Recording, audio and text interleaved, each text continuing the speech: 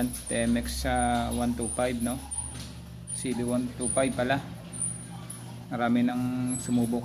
Laging tumutulo daw yung carburetor, nilinis na, ganun pa rin. Yan, gagawa natin ng solusyon. Abangan nyo.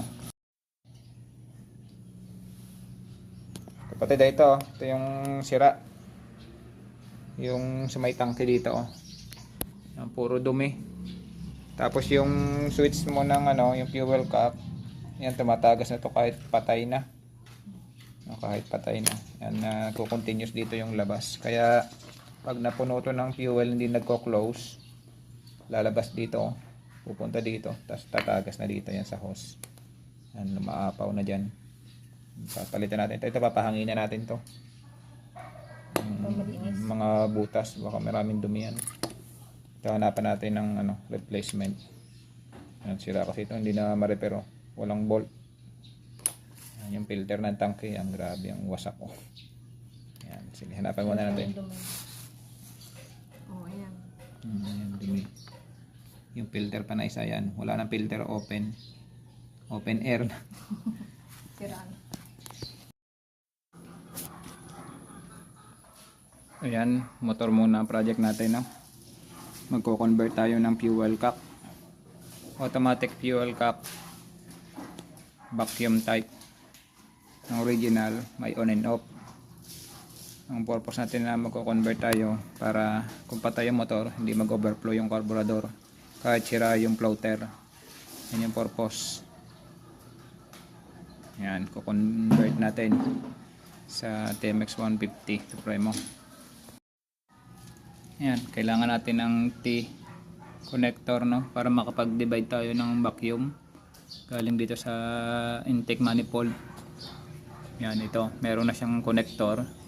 Puputol tayo dito para makakonect. Ito yung sa kanyang AGR, eh. Yan, dyan tayo connect, dito tayo connect at pupunta tayo dito. Ito yung vacuum, ito yung fuel.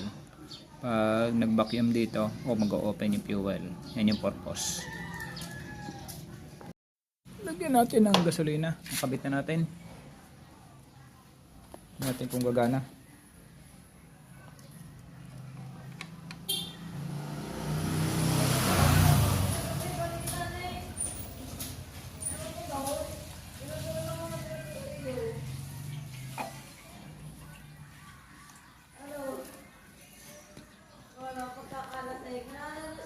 Yan, automatic. Tingnan natin kung may tatagas pa, oh.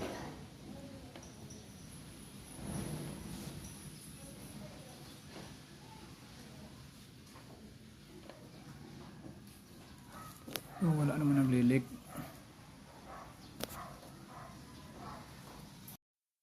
Yan, testingin natin yung ating automatic vacuum, automatic fuel cap vacuum, no? Panda rin natin, susiyan natin. Start. Click. Tinuno na rin natin yung carburetor.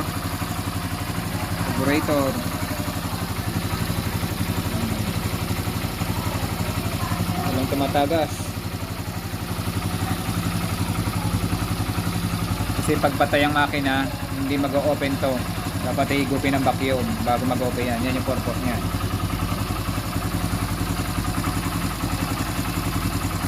Hindi na natin nilagyan dito ng filter kasi may filter naman dito.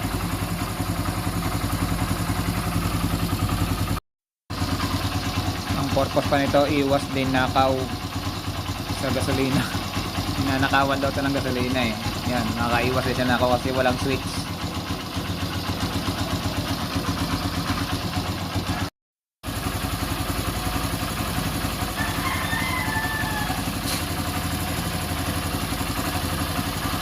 Maandar na.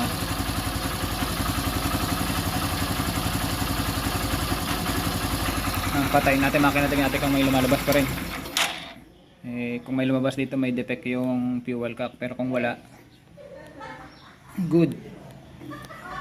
Okay, wala lumalabas.